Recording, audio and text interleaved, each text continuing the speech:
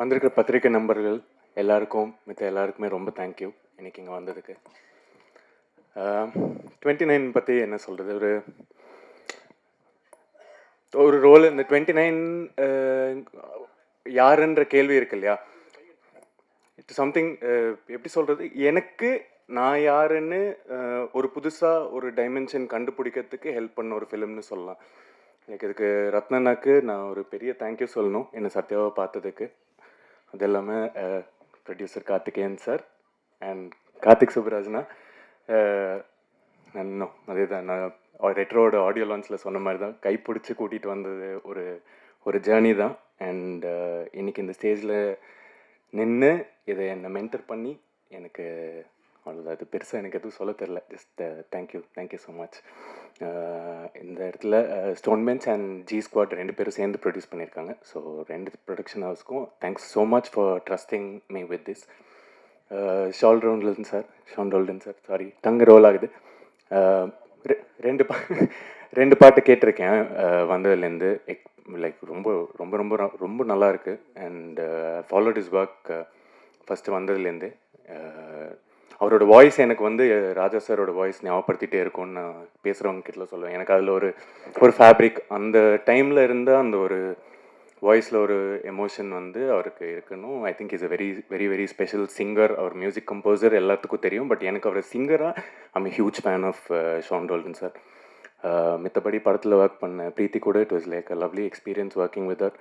Madhesh sir, உங்கள் team வந்து எனக்கு இந்த படத்தில் ஒரு சினிமாட்டோகிராஃபி லெசன் சொல்லலாம். Like I've learnt so much. இது நான் எவ்வளோ கிரேட்ஃபுல்லாக இருக்கேன்னு சொல்ல முடியாது. நான் என்னோடய rest of the கெரியருக்கு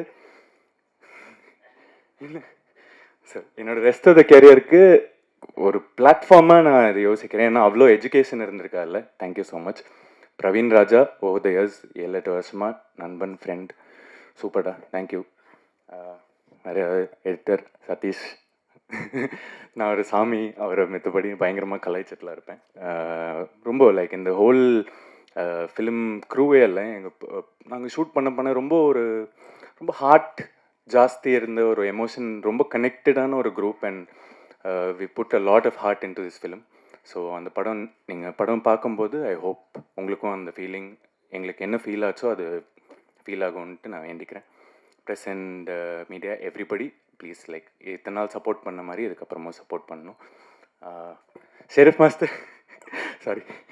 Sharif master வந்து என்னை ரொம்ப கஷ்டப்பட்டு ஏதோ பண்ணி ஆனால் ஆட வச்சிட்டாரு. அது ரொம்ப அந்த சாங்காக இருக்கட்டும், அதுக்கு போட்டுருக்கிற நாங்கள் பண்ணியிருக்கிற கொரியோகிராஃபி, அவர் பண்ணியிருக்கிறதா இருக்கட்டும், ரொம்ப இன்ட்ரெஸ்டிங்காக ரொம்ப நல்லா வந்திருக்கு. எனக்கு ஃபஸ்ட் டைம் அந்த மாதிரி ஒன்று பண்ணுறது. பட் ஆனால் அதில் என்னை கைட் பண்ணி எனக்கு பேஷண்ட்டாக என்னை இந்த பாட்டில் ஆட வச்சு ஷெரீஃப் மாஸ்டருக்கு தேங்க்யூ ஸோ மச்.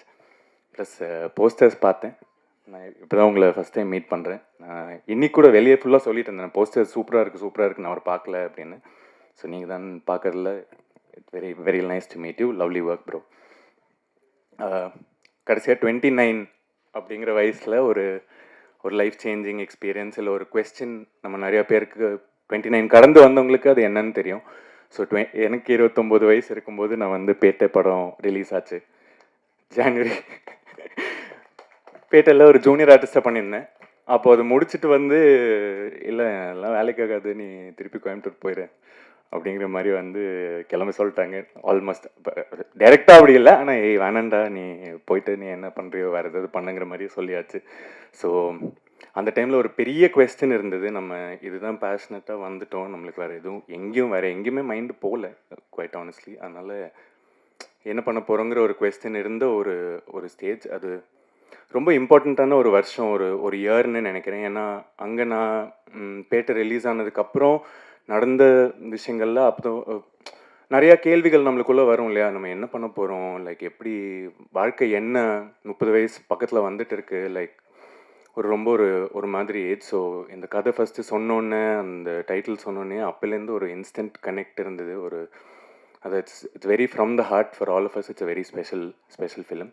உங்களுக்கு இல்லாமல் அது கன்வே ஆகும்னு நினைக்கிறேன்.